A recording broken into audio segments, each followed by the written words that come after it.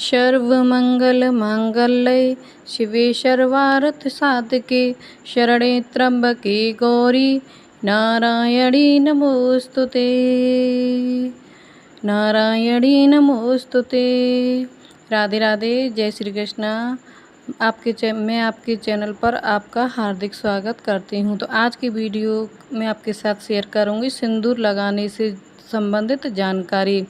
आपने ये तो सुना होगा कि अरे अपशगुन हो गया, अशुभ हो गया, जैसे कि बिल्ली रास्ता काटने को लोग अपशगुन मानते हैं और छपकली शरीर पर गिरने को सगुन अपशगुन माना जाता है। इस तरह का सुहागन महिलाओं की बात की जाए तो ग्रंथों में सुहागिन महिला जो कि सुसज्जित हैं यानी कि श्रृंगार हैं, उनके दर्शनों को शुभ सगुन माना जाता है, शुभ संकेत बताया गया है। अगर आप किसी कार्य क्षेत्र के लिए घर से बाहर जा रहे हैं तो उसके लिए शुभ संकेत माना जाता है। अगर सामने से जो आपको जो है कोई सुहागिन, वह भी श्रृंगारित महिला जिसने श्रृंगार धारण किया है, तो उसके दर्शन हो जाएं तो आपके कार्य के लिए शुभ माना जाता है। और काफ़ी महत्व कहा गया है कि सुहागन महिलाओं का और उनके श्रृंगारों का, ठीक है। लक्ष्मी स्वरूप जो है सुहागिन महिलाएं कही गई हैं, इसलिए तो सुहागनों में जो है सुहागनों की पूजा की जाती है। इसीलिए जो है हमारी श्रृंगारों का हमें सम्मान करना चाहिए और जो है विशेष जो श्रृंगार कहे गए हैं उनका हमें रोज़ श्रृंगार जो है करना चाहिए। तो आज की इस वीडियो में हम सुहागिनों के विशेष श्रृंगार सिंदूर के विषय में चर्चा करने वाले हैं। जैसे कि महिलाओं को मैंने बहुत सारे सवाल होते हैं सिंदूर से जुड़े हुए, जैसे कि नहा करके पूजा कर करके पहले जो है सिंदूर लगाना चाहिए, कुछ लगाना चाहिए, कुछ खाकर लगाना चाहिए, कुछ बिना खाए भी लगा सकते हैं, कब लगाएं मासिक धर्म में, जैसे कि महिला ऑफिस भी जाती हैं, घर से बाहर जाना पड़ रहा है तो सूनी मांग अच्छी नहीं लगती, एक बार भर लें तो अच्छा तो ऐसे में हमें क्या करना चाहिए, मासिक धर्म में सूतक पाठ में क्या किया जाए, सिंदूर लगाया जाए या नहीं। सिंदूर और सिंदूर से बहुत जुड़े सवाल, जैसे कि किस दिशा में मुंह करके जो है हम सिंदूर लगा सकते हैं, किस उंगली से जो है सिंदूर लगा सकते हैं। तो आपको मैं एक मंत्र भी बताने वाली हूँ जिसे बोलकर आप सिंदूर लगाती हैं तो आपके सौभाग्य की आयु में जो है लंबी होती है। तो इस श्लोक को नहीं बोल पाएंगे, छोटी सी चीज़ मैं आपको बताऊँगी, साथ जो है हम बात करेंगे कि कितना सिंदूर भरना चाहिए। कई स्त्रियों कहती हैं कि नाप तोल कर जो है सिंदूर दिया जाता है। हमारी ऐसी सासू माँ हैं जो नाप तोल कर सिंदूर देती हैं। सिंदूर पूरा भरना चाहिए या नहीं, या फिर हमें कितना लगाना चाहिए, थोड़ा थोड़ा करके लगाना चाहिए। तो इन्हीं सारे सिंदूर से जुड़े हुए सवालों का आज की जब वीडियो में मैं आपको जवाब देने वाली हूँ। तो बनी रहिएगा वीडियो के लास्ट तक, क्योंकि हर जानकारी जो है आपको पूरी ही सुननी चाहिए। तो रामचरितमानस और महाभारत के कुछ प्रमाण भी हैं जो मेरे अनुभवों के आधार पर हैं, तो उनको भी मैं आपके साथ जो है सभी के साथ शेयर करूँगी। चलिए जान लेते हैं। सबसे पहले मैं आपको बता देती हूँ कि सिंदूर का रंग कैसा होना चाहिए, क्योंकि हम लोग ना इसे भी कई बार जो है सिंदूर मंगा लेते हैं तो ये जो है शुद्ध सिंदूर नहीं है। शुद्ध सिंदूर वह होता है, अगर आपने बजरंगबली का रंग देखा है तो बजरंगबली ने, हनुमान जी ने जो है वह सिंदूर लगा रखा है अपने पूरे शरीर पर, क्योंकि माता सीता को उन्होंने देखा था। बड़ी पुरानी परंपरा चली आ रही सीता माता के ज़माने से, है ना। क्योंकि अगर मतलब कहा जाता है कि पति की आयु लंबी होती है, तभी तो सीता माता ने ऐसा हनुमान जी से कहा और हनुमान जी ने अपने पूरे शरीर में सिंदूर लगा लिया। मेरे राम जी की बहुत आयु लंबी हो गई है ना, तो आज ये बात नहीं है, हम केवल मतलब छोटी मोटी बात समझते हैं। तो आप देखिए यह इस कलर का जो है आपको नारंगी कलर का सिंदूर आपको लगाना है, जैसा हनुमान जी के शरीर पर लगा रहता है। तो आप इसकी पहचान लें। कुमकुम रोली अभी भी कई क्षेत्रों में बोला जाता है, लाल भी आता है, गुलाबी भी आता है। तो बात कर लेते हैं सिंदूर लगाना कब चाहिए। तो ये भी सभी सुहागिन महिलाएं जानती हैं कि नहाने के तुरंत बाद कभी भी सिंदूर नहीं लगाना चाहिए, ठीक है। आपने बाल खोले हुए हैं, नहाकर आई हैं, तुरंत सिंदूर भूल कर भी ना लगाएं, क्योंकि बहुत ज़्यादा अशुभ होता है, ठीक है। इस अशुभ इसलिए होता है कि हम अशुद्ध होते हैं, तो महिलाओं को नहाने के तुरंत बाद ही सिंदूर लगाकर फिर उसका सिंदूर तुरंत ही मिटा दिया जाता है। तो ये अशुभ कार्य किए जाते हैं, अशुभ इसी वजह से हैं। दोनों में जो है नहाने के तुरंत बाद सिंदूर नहीं लगाना है। नहाने के तुरंत बाद अगर हम सिंदूर नहीं लगा सकते हैं तो फिर क्या करना है, क्योंकि नहाने के बाद जो है पूजा भी करनी होती है और ऐसी मान्यता है कि पूजा कभी भी जो है सूनी मांग को लेकर नहीं करना चाहिए, मांग भरी होनी चाहिए तभी पूजा करनी चाहिए, ऐसी मान्यता। आपको क्या करना है कि रोज़ की पूजा में ना पूजा के पहले और ना ही पूजा के बाद में, आपको पूजा के बीच में सिंदूर लगाना ठीक है। जब आप कोई भी दिन की शुरुआत भगवान की पूजा के साथ करते हैं तो आपके साथ जो है शुभ ही शुभ होता है, क्योंकि भगवान की पूजा से बड़ा शुभ कार्य और क्या हो सकता है। तो भगवान की पूजा से आपको दिन की शुरुआत करनी चाहिए नहाने के तुरंत बाद। और पूजा के पहले ना पूजा के बाद में बीच में सिंदूर लगाना है। बीच में कैसे आपको लगाना है तो आपको देखो मैं बताती हूँ। मान लीजिए हमने मंदिर में देवी विराजमान की होती हैं, माता दुर्गा, माता लक्ष्मी, माता गौरी माता हैं, तो क्या करना चाहिए, उनको बीच में जैसे हम चंदन लगाते हैं भगवान को, तो माता को सिंदूर लगाना होता है। तो आपको जैसे चंदन लगाते हैं उसी तरह आपको लक्ष्मी माता को, माता अम्बे को जो है सिंदूर लगा सकते हैं। उसी हाथ से लगा हुआ जो सिंदूर होता है उसी सी उंगली से अपने माथे पर आपको लगा लेना है। तो हम ये रोज़ माता से सुहाग लेते हैं, रोज़ जो है माता का झूठा हुआ सिंदूर हम लगाते हैं, उससे सौभाग्य हम मांगते हैं, तो आपके सौभाग्य में सुहाग में वृद्धि होती है। तो ये आपको रोज़ उपाय करना है आपकी सौभाग्य और पति की आयु की लंबी उम्र के लिए, ठीक है। देखिए हम क्या करते हैं कि सिंदूर को हम किस जगह लगाएं, क्योंकि इतना टाइम नहीं रहता है टाइम कि हम पूरा सिंदूर भरते बैठे रहें। तो ठीक है, आपको क्या करना है, थोड़ा सा हमने प्रसाद ले लिया, बाद में आप जब भी कंघी करें शाम को दोपहर को, जब जो है आप अपनी मांग वगैरह भर ले, ठीक है। अब बात आ गई कि कई क्षेत्र में मान्यता है कि कहीं तेल लगा करके मांग भरनी चाहिए। जैसे कि हमारे यहाँ जो है बाल धो करके तो सबसे पहले थोड़ा सा तेल ज़रूर लगा लेना चाहिए और फिर मांग भरनी चाहिए, ठीक है। अगर हम पूजा कर रहे हैं, बाल धोकर आए हैं, तो उसी समय तेल नहीं लगा सकते हैं, क्योंकि दूसरे दिन तो ऑलरेडी पहले से ही तेल लगा हुआ है सर पर। लेकिन पहले दिन जब हम बाल धो रहे हैं तो उसी दिन लगाना होता है। तेल लगाने के बाद ही आप सिंदूर लगाएं। तो आपको ये शीशे में पूजा के घर में ही तेल रखा है, तो जी दिन की बात हो रही है, यह नियम आपको कर लेना है, कोई दिक्कत वाली बात नहीं है। पहले दिन जब भी आप वहीं पे भगवान को पूजा वगैरह कर रहे हैं, आपने सिंदूर लगाया है माता को, तो क्या कर रहे हैं, इस कि आपको दूसरी उंगली से थोड़ा सा तेल खोल करके जो है अपने सिर पर थोड़ा सा तेल स्पर्श कर लेना है। उसके बाद जो है थोड़ा सा तेल स्पर्श कर लिया आपने, तो दूसरी उंगली से जिससे सिंदूर आप लगा रहे हैं माता रानी को, मतलब पूजा के में सिंदूर लगाना है। और देखिए सूनी मांग हो जाती है जब हम बाल धोते हैं, तो सबसे पहले माता को लगाया हुआ सिंदूर, इससे बड़ी अच्छी बात क्या हो सकती है। शक्ति है माता भगवानी, माता का आशीर्वाद ही मतलब प्रतिदिन आप लेते हैं तो आपके लिए बहुत ही शुभ हो जाता है, ठीक है। अब बात करते हैं व्रत और त्यौहार की। तो व्रत और त्यौहार में कभी भी बिना श्रृंगार के, 16 श्रृंगार किए बिना पूजा नहीं की जाती। महावर वगैरह भी लगाया जाता है, पूरी मांग सिंदूर भर के जो है आपको व्रत की विशेष पूजा में बैठना चाहिए। घर पर सत्यनारायण भगवान की पूजा या कोई त्यौहार है तो पहले पूरी साज सज्जा कर लें, 16 श्रृंगार कर लेने के साथ ही सिंदूर भर लेना चाहिए, आप पूजा में बैठें, ठीक है। व्रत की पूजा के लिए कहा जाता है कि बिना मांग भरे नहीं बैठना चाहिए, लेकिन रोज़ की पूजा के लिए जो है जैसे मैंने बताया है बीच में आपको पूरा के बीच में मांग भरनी है। तो ये आपने जान लिया। और सिंदूर भरते समय एक और बात का ध्यान रखिएगा, जब भी आप मांग में सिंदूर भरती हैं तो आपका मुख दक्षिण दिशा की ओर नहीं होना चाहिए। कोई भी श्रृंगार जो है आप दक्षिण की ओर मुख करके नहीं करना चाहिए। दक्षिण की दिशा यह है कि दिशा शुभ नहीं मानी जाती, तो आप कभी भी जो है दक्षिण दिशा की ओर मुख करके श्रृंगार नहीं करेंगे। पूर्व या उत्तर दिशा की ओर मुख करके आपको श्रृंगार करना चाहिए। शीशा का ध्यान जरूर रखना चाहिए, क्योंकि जैसे हम बताते हैं किसी के घर में तो अलग अलग डायरेक्शन में शीशा लगाया जाता है, तो हमारा जो मुख है वो दक्षिण की ओर हो जाता है। उधर करके फिर श्रृंगार, चूड़ी, बिंदी, सिंदूर, लाल कुछ भी दक्षिण दिशा की ओर मुख करके नहीं करना, इस बात का विशेष ध्यान रखना है। तो आपको जो है सिंदूर भरने की विधि तो आपको पता होगा कि आपको किस उंगली से सिंदूर लगाते हैं। तो आपको जिस उंगली से भगवान को तिलक करते हैं उसके बाद जो बीच की उंगली होती है उससे आपको सिंदूर जो है अपनी मांग में भरना है। पहले तो आपको सिंदूर जब आपने पूजा किया तब भर लिया, और फिर जब बाद में भरना है तो बीच की उंगली से भरना है। तो जो सिंदूर भरें उसके लिए आपको मैं एक मंत्र बता रही हूँ। सर्वमंगल मांगल्ये शिवे सर्वार्थ साधिके शरण्ये त्र्यंबके गौरी नारायणी नमोस्तुते। इस प्रकार कहते जो है आपको अपनी मांग में सिंदूर भरना चाहिए। इससे क्या होता है, गौरी माता का हमने नाम लिया है, माता नारायणी ने हमने नमस्कार किया है इस मंत्र में। तो इस मंत्र को बोलते हुए हमेशा आप जो है अपनी मांग भरते वक्त यह मंत्र जरूर उच्चारण करें।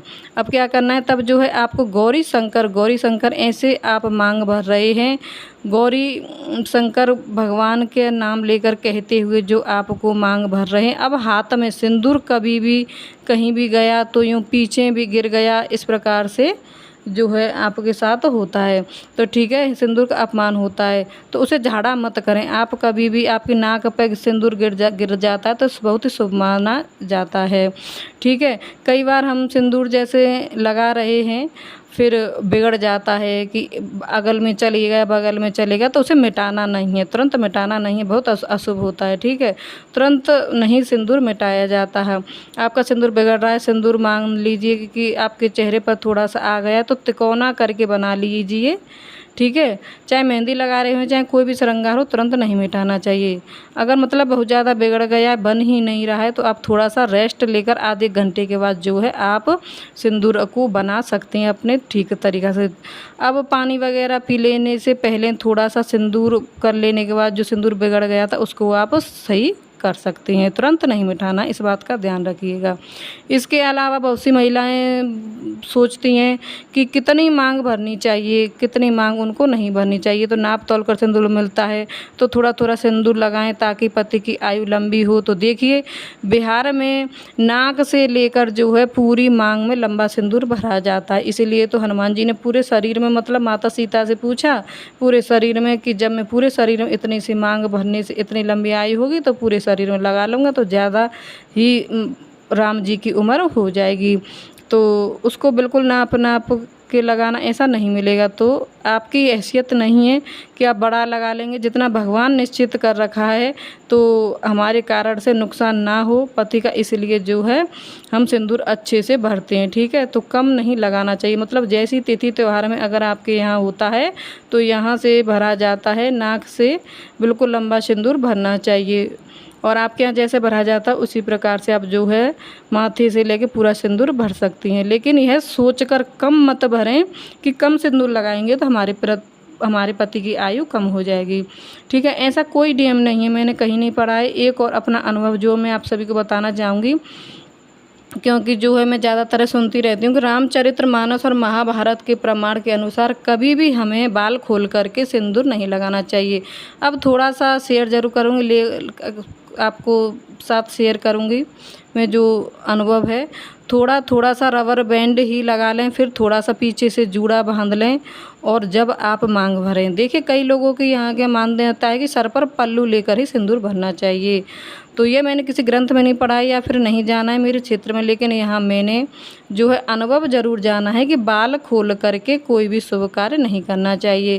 क्योंकि रामचरितमानस में स्पष्ट रूप से वर्णन है कि तारा ने जो है बाल खोलकर जब बाली की मृत्यु हो गई थी, या द्रौपदी ने बाल खोलकर जो है विनाश के लिए आई थी। ठीक है, तो कई प्रमाण रामचरितमानस में और भी हैं। इसका मतलब है कि बाल खोलकर मंदोदरी भी मतलब रो रही थी, तो बाल खुला छोड़ना एक अशुभ बताया गया है।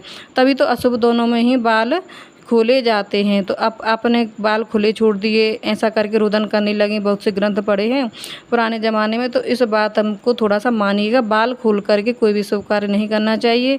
ठीक है, अगर आपको मेरे ऊपर विश्वास ना होगी, मैं बहुत बड़ी बातें कर रही हूँ, तो आप कोई ज्योतिष से भी पूछ सकते हैं, क्योंकि जो लोग बाल खोल कर रखते हैं उनको नकारात्मक शक्तियाँ जल्द ही प्रभावित होती हैं। जिन्होंने बाल खोल कर के रखे हैं उन्हें तंत्र मंत्र भूत प्रेत ज़्यादा जल्दी लिपटते हैं।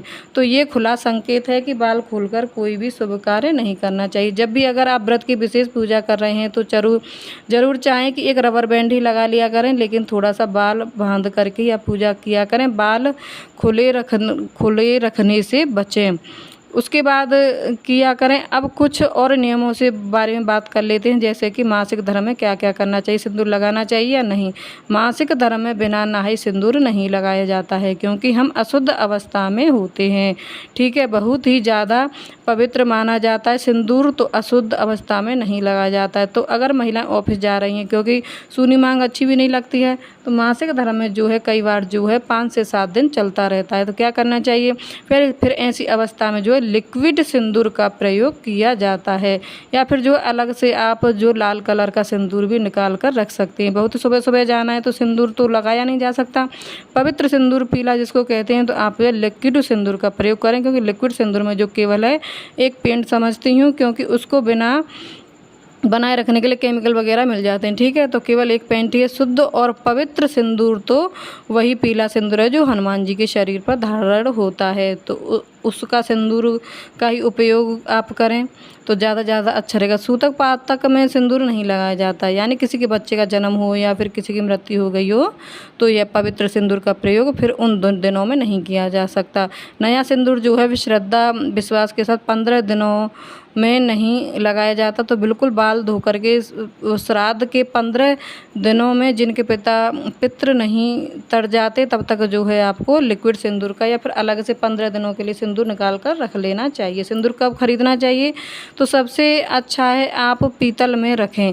लकड़ी में रखना भी बहुत अच्छा होता है, लकड़ी में रख कर जो है विवाह होता है, शादी होती है, लेकिन लकड़ी में जो है ना घुन लगने की संभावना हो जाती है, तो कई बार जो है उसका रंग बदल जाता है। सिंदूर का लकड़ी में भी रखना, तो अगर लकड़ी में संभव हो तो रखे, बहुत अच्छा है, लेकिन नहीं रख सकते सबसे अच्छा पीतल माना जाता है।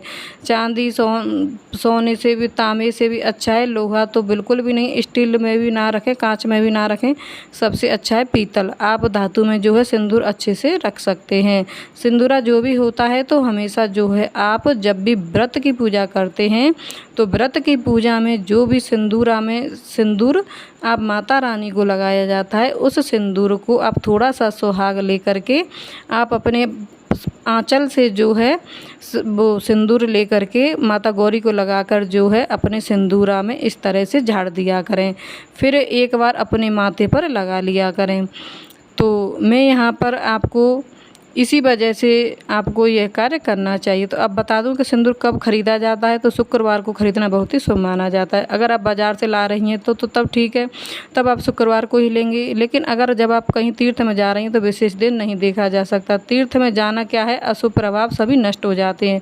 तो आप जो है तीर्थ में चाहे किसी भी दिन जाएँ, तीर्थ से जो है आपको सिंदूर लाना चाहिए। और अगर विशेष तौर पर माता रानी के तीर्थ जाएँ तो वहाँ से भी सिंदूर लाना बिल्कुल मत भूलिएगा। आपको सिंदूर लाएं, सिंदूरा खाली नहीं रखा जा सकता, उसमें जो है डालते रहना चाहिए, उसे भरते रहना चाहिए ताकि लंबी वो बात का ध्यान रखिएगा। अगर आप बाज़ार से सिंदूर ला रहे हैं तो फिर मंगलवार को मत लाया करिएगा, मंगलवार खरवार माना जाता है, तो बाज़ार से मंगलवार के दिन नहीं लाना है।